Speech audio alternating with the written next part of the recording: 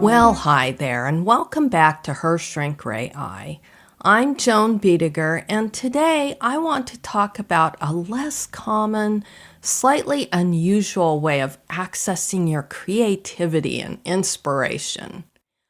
I'm referring to memory maps, which is not a standard psychological term, but it's a way of working artistically that kind of sits at the intersection of spatial memory and the way visual artists focus on the places that shape them. For a long time, I've been interested in spatial memory as creative material. I think partly because of my career in the spatial sciences, I've always drawn a lot of inspiration from cartography and aerial imagery. Many conversations about creativity in miniature painting and scale modeling begin with an outside source of inspiration. Movies, museums, books, photographs, box art, social media, builds you've seen at shows. All of these are real sources of inspiration for me as well. But today I want to discuss a different source of inspiration, one that can be consistent and surprising in terms of its originality, not because of some type of magic, but rather because it's highly personal. It's the places you can still walk through in your head. Not as sentiment, not remember your childhood as a mood board. I mean the practical spatial knowledge that your body develops over time through repetition. The hallway at a job you worked for years. Maybe it's a stairwell in an apartment building, a basement corridor. Maybe it's a garage, a bus stop, a classroom. Those in-between spaces you likely never photographed, but you remember them anyway. I'm referring to these types of places in your mind as memory maps. Simply put, the idea behind memory maps is this. If you want to generate new ideas for miniature work, you don't necessarily need additional references. You may just need a new way to convert lived experiences into buildable decisions. Today I'll explain what memory maps are, why they work so well at miniature scale, what the research says at a high level about how humans represent space and reconstruct scenes, and then I'll walk you through a repeatable method you can try at the bench. I'll also include a version for people who do not visualize vividly, because mental imagery varies widely. But the method still works even if your mind's eye is faint or absent. I'm aiming for something practical and usable, and in the spirit of what this show does, treating miniature work as perception, how the viewer completes the scene, how spatial logic makes a build feel convincing, how meaning often comes from choices that are more subtle than we think. Here's the problem that can happen with inspiration advice, especially online. It can assume the barrier to creativity is a lack of input. That if you're stuck, you need to look at more things. You need more images, more examples, more content. But most people in this hobby are not short on input. They're saturated. They have thousands of images at their fingertips, and they can see incredible work every single day. If more input were the answer, nobody would ever feel stuck. When people say they can't find an idea, I think what they really mean is one of two things. Either they can't find an idea that feels like it belongs to them, instead of feeling like a copy of what they've seen, or they can't find an idea that's buildable, something that can actually translate into decisions, lighting, composition, materials, color, scale compromises. An image might be beautiful, but the jump from beautiful photo to buildable project is not always automatic or even doable. That gap between seeing something and building something is where you can get really frustrated. This is why getting inspired advice can sometimes feel like pressure. It can make the stuck person feel like the problem is their sensitivity or their creativity, when the problem is often just procedural. They're missing a conversion step. Memory maps solve a different problem than reference photos solve. A photo can tell you what something looks like. A memory map can tell you how something behaves as a space. And that leads into the research side, not because you need a neuroscience lecture to build a diorama, but because it helps to know that spatial memory is not just a metaphor. It's a real capability your brain is built for. The phrase cognitive map has been used for a long time to describe the idea that humans and animals form internal representations of their environments. One of the classic early papers is Edward Tolman's 1948 work, literally titled Cognitive Maps in Rats and Men, which argued that learning isn't just stimulus-response habit. It can involve building a map-like understanding of an environment that supports flexible navigation. Since then, there's been a huge amount of work on the hippocampus and related brain systems involved in spatial memory and navigation. The famous hippocampus as a cognitive map idea is associated with O'Keefe and Nadell. If you've heard a simplified version of this, it's the idea that your brain supports where am I and how do I move through a place. Knowing a place is something your brain is built to do.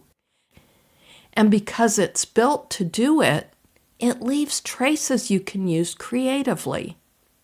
There's also research suggesting that in many frameworks, the hippocampus is not only about literal navigation, it's also tied to episodic memory, where place is often part of the scaffold. So when you can still walk through a space from your past, you're drawing on a deep structure. In many cases, miniatures are layout art. You can paint a single figure and still suggest a space. You can build a vehicle and still suggest an environment. When a miniature scene appears to be a place, it is typically due to the spatial logic having performed its duties properly. One reason people hesitate to rely on memory is they worry about accuracy. They think, I don't remember the place exactly, I'll get it wrong. But memory is not designed to be a perfect recording. In classic psychology, Bartlett argued that remembering is reconstructive. We rebuild memories using schemas, filling gaps, simplifying, rationalizing. Memory is not a tape recorder. More recent work, including Schachter's Writing on Constructive Memory, emphasizes that this reconstructive quality is not just a flaw, it's also adaptive. It allows us to simulate possibilities and imagine future scenarios. This is where memory maps become creatively powerful, because when you reconstruct a place, you are already doing a kind of editing. You keep what mattered, what repeated, what structured your movement. You lose what was incidental. That selectivity is exactly what miniature composition often needs. So the fact that memory is selective is not a liability. It's actually your ally. It means that when you build from memory, you aren't trying to recreate an objective world. You're translating a lived pattern of space into a small, legible structure. A reference photo can be shared. The stairwell you walk through every day for 2 years is not something you can pull from someone else's feed. I think that may be why memory-based ideas often feel strangely right, even when they're not accurate. They align with how people actually experience space, not how it looks in a photograph. And just to be clear, this is not never use reference. Reference can come in later when you need to solve materials, signage, or specific objects. There's another research thread that connects directly to why memory maps work, and it has to do with how humans recognize scenes quickly. There's work on scene perception showing that people can grasp the gist of a scene at a glance, and that this gist relies on global features and spatial structure, not on identifying every object. Oliva and Torralba, for example, describe a spatial envelope representation. The idea is that we recognize this is a hallway, or this is a kitchen, or this is an alley, based on spatial structure before we parse every detail. If you build miniatures, you already know this in practice, even if you haven't put words to it. A scene can feel like a stairwell even before you add the handrails. A room can feel like a workshop even before you add the tools. Viewers are reading the overall spatial structure, the proportions, the lighting, the boundaries, the path through the space. And it's also why detail can sometimes fail to rescue a scene that has weak spatial logic. You can add objects forever, but if the space doesn't behave like a space, the viewer's mind won't settle. That's why it works even for figure painters who don't build dioramas. A single figure can imply an overall spatial structure through lighting, base design, and the way the pose relates to an implied environment. The method scales. What we remember most clearly in a space is often not the middle of it. This is the part I think miniature artists intuitively understand, but we don't always name it. Memory tends to preserve broader gist or general concepts of space, rather than precise details throughout. Even without diving too deep, think about your own experience. You remember the place where you turned, the place where the light shifted, the top of the stairs, the doorway where you always paused, maybe the hallway corner where you nearly collided with someone. These boundary points are often more vivid than the middle of a room. This is incredibly useful for miniature composition because boundaries are also where miniatures become legible. A doorway frames, a window crops, a corner creates depth. A threshold implies beyond. So one of the most out-of-the-box ways to use memory maps is to stop thinking in terms of rooms and start thinking in terms of threshold moments. Build the landing, not the whole staircase. Maybe try building the back entry, not the whole house. Build that corner of the workshop, not the entire workshop. Implication does a lot more work than we realize. Research on scene memory shows that people often remember scenes extending beyond what they physically saw. It's the mind's tendency to imagine more space beyond the edges of a view. If you're working from memory, you don't have to fight the urge to crop. You can lean into it. Build the part of the space that mattered. Build the boundary where experience changed. Let the rest remain implied. And there's one more layer that matters. Spaces do not only look a certain way, they invite certain actions. In perception research, there's a term. It's called affordances. It means what a space allows or invites you to do. You don't need to know the term to understand the idea. You experience affordances constantly, and memory maps are saturated with them. When you remember a space, you remember not just its appearance, but how you behaved in it, where you paused, where you avoided standing, where you leaned, where you reached automatically. If you start thinking in terms of affordances, your builds can sometimes change. You stop asking, what should I add, and start asking, what should someone do here? That question can sometimes lead to more interesting composition, better wear patterns, and more coherent scenes. Now let's talk about getting it wrong, because this is where people get nervous. Here's something that sounds counterintuitive but can make a difference. Research on memory shows that distortions like omissions, exaggerations, and compressions are not random noise. They often correlate with how meaningful or useful a memory is.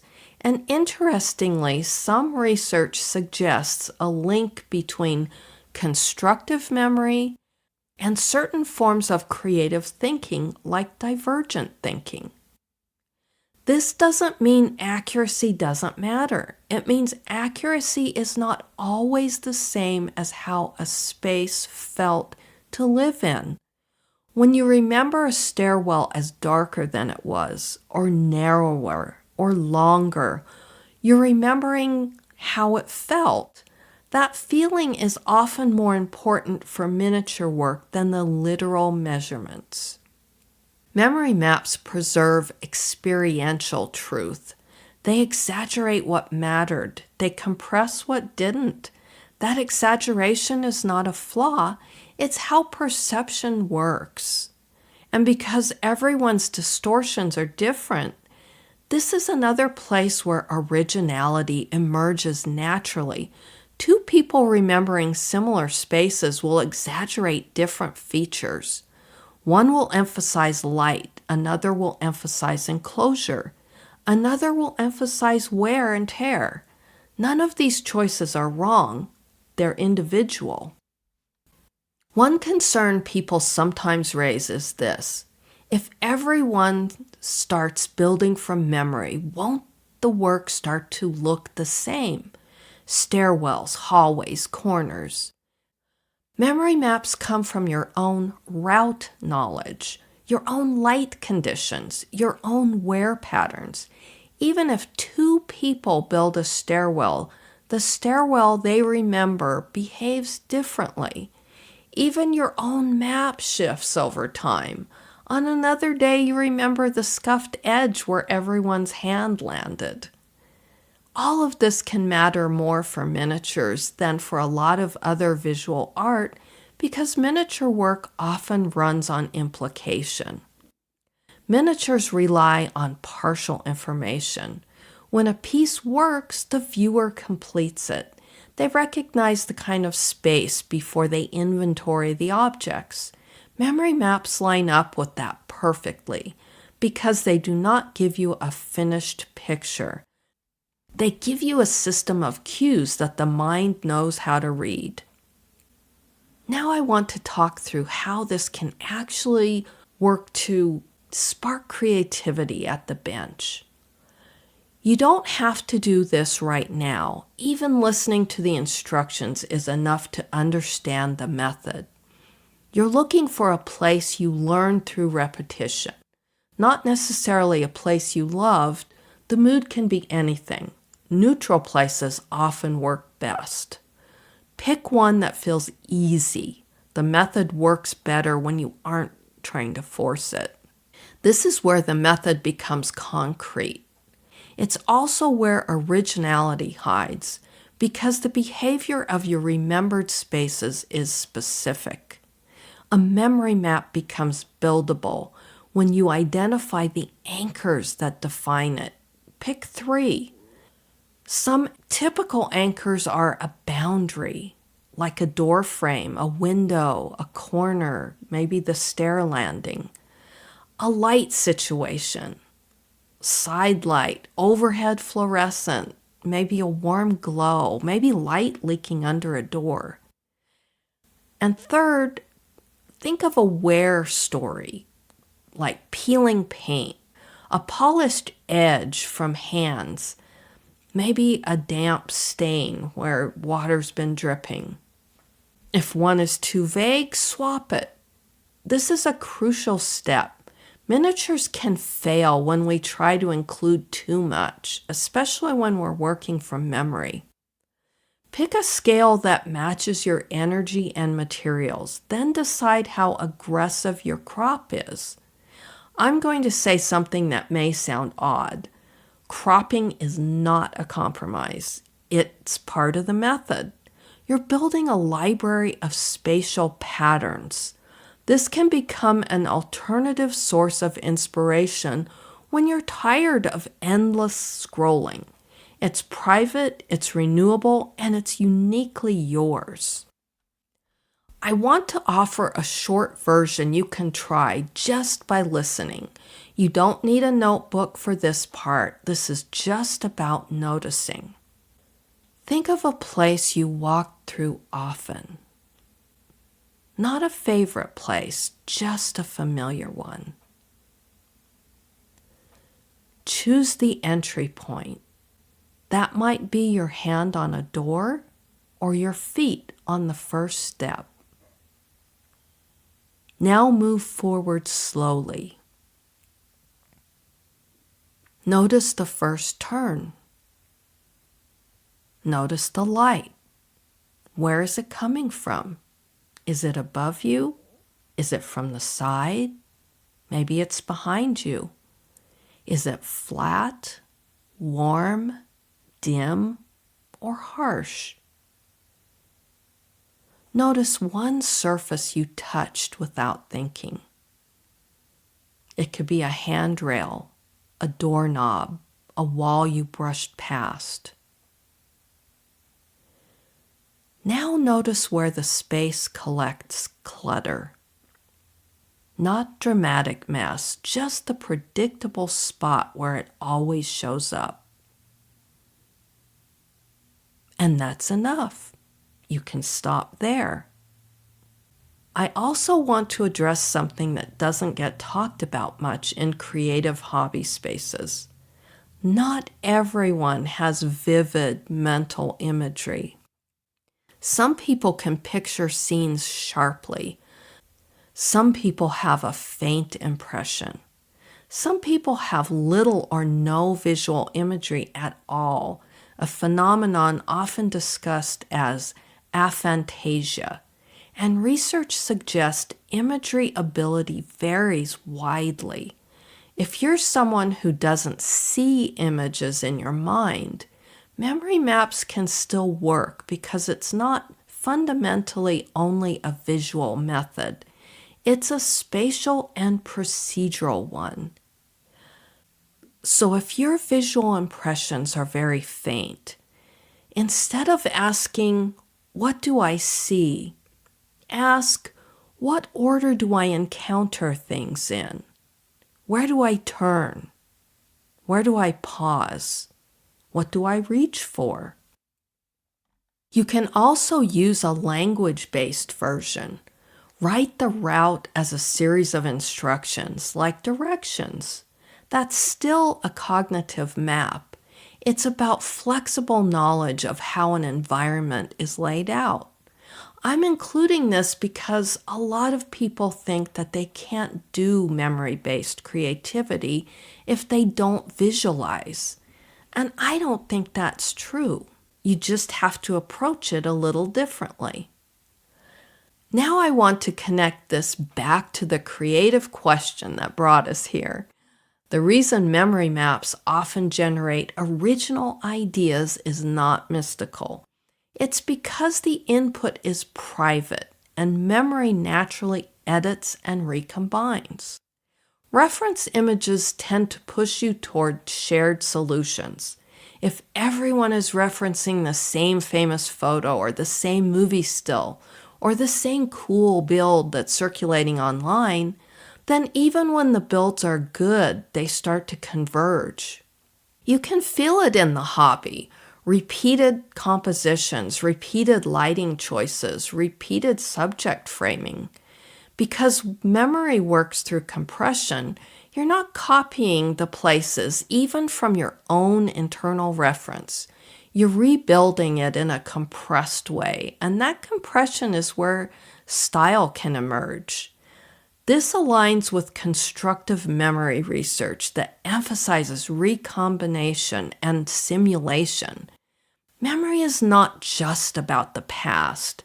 It's a system that supports imagining scenarios, including future ones, by recombining elements. In miniature terms, you can take the light from one remembered place, the where story from another, and the layout from a third, and your brain will accept it as coherent because those are all learned spatial patterns. This is how you build something that feels real without copying anything.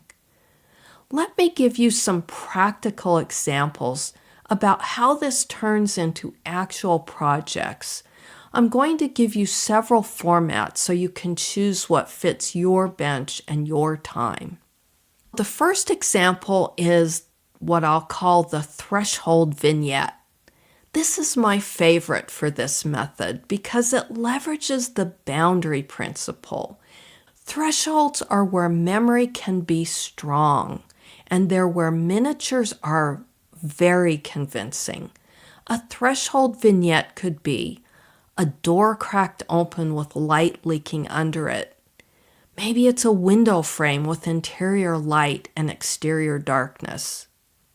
The top of a staircase where you can see down but not all the way. Maybe it's an entry mat with grit and wet marks and one scuffed corner. The point is not to show everything. It's to show enough to make the viewer's mind complete the rest. The next example is what you could call the where story study. This is for painters who want a project that is mainly about surfaces and behavior. Choose one behavior anchor, maybe polished metal where hands touched repeatedly, paint worn at a corner from repeated impact. Maybe it's grime gathered where water runs down and evaporates. Build a small study panel or base that explores that behavior, and then later you can attach a figure or an object. And then finally, there's the light memory project. Instead of choosing a subject first, choose a remembered light condition. A fluorescent wash that can make colors feel a little off. Maybe a lamp that warms everything and deepens shadows. It could be winter daylight that feels blue and flat. Maybe it's a single hallway bulb that creates a bright pool of light and heavy, dark corners. Then choose a scene that could plausibly hold that light. These are just a few practical examples that could help you come up with a project if you're stuck. There's another angle that matters for creativity. Ideas often show up when you're not actively working. When you step away from direct input, your mind starts reorganizing what it already has. Not consciously, just quietly. That's part of why ideas arrive in the shower, on a walk, or while you're doing something repetitive. If your creative process is mostly consumption, mostly looking, it can crowd out that quieter work. You never give your mind time to turn experience into structure. Memory maps can slow you down. They ask you to rebuild a space from the inside instead of feeding yourself more images. You'll probably recognize this when you stop scrolling and just sit. Your mind starts producing spaces on its own, not because you forced it, but because it finally had room to do this. So let's talk about what can go wrong, because this method can become vague if you let it. One way this method breaks down is when we turn the space into symbolism too early. If you jump immediately to, this stairwell represents my fear, or this hallway is a metaphor, you can lose what makes the method work, which is spatial credibility. Meaning can arrive later. Let the space be a space first. Another common trap is trying to remember every object. You don't need an inventory list. You need anchors like light, boundary, where, movement. Another mistake is over-detailing because you're afraid the scene won't read. But if the space is organized well, you can do less. A strong boundary and the right light can carry a scene. A scene doesn't have to be full of stuff. And finally, people often make this too big. They choose an entire building and stall. Start with a corner. Start with a threshold, a landing. Let the method stay small. Another mistake people make is thinking you need vivid mental imagery. You don't. Imagery strength varies across individuals, and you can work with what you have. If you want to try this for yourself this week, here's a simple way to do it. Choose one place you know well, not a favorite, just a familiar one. Don't try to remember everything about it. Just notice 3 things. One boundary that defines the space. One light situation you remember clearly. And one place where always shows up. You don't have to build anything yet. Just let those 3 details sit with you for a while. If an idea starts to form, you can follow it later. The point isn't to finish something. It's to notice how much material you already have without looking anywhere else. I want to close with the reason I think this matters right now. The miniature hobby feels crowded and inspiring at the same time. We have access to incredible work, and we can learn techniques faster than ever. Even as the hobby grows, many of us feel a sameness problem and a pressure problem. When you see finished perfection constantly, it can make it really hard to start anything that doesn't already look guaranteed to succeed. Memory maps can be a way out of that loop because it doesn't begin with perfection. It begins with attention. It also respects what miniatures are actually good at, small cues that trigger large recognition, a boundary, a light, a where story, the spatial envelope of a scene. And if you take nothing else from today, it's this. If you feel stuck, don't automatically assume you need new inspiration. Sometimes you need to stop hunting for images and start listening to the spaces you already carry. That is a deep source of originality, and it's available to you whenever you think of yourself as creative or not. Because this isn't about genius. It's about memory doing what memory does, reconstructing, recombining, and quietly offering you a place to begin. If you enjoyed this conversation, please share it with a fellow hobbyist. Subscribe, follow, or simply take a little time to listen when you can. I appreciate every person who joins me here. I'll be right here with my lamp on, brush in hand, story waiting. Before I sign off today, I want to thank the Shepherd Payne Education Fund for their support of this podcast and their continued commitment to education in the miniature arts. Until next time, keep your hands steady, see clearly, nod obediently, and keep your story your own. Thanks for listening.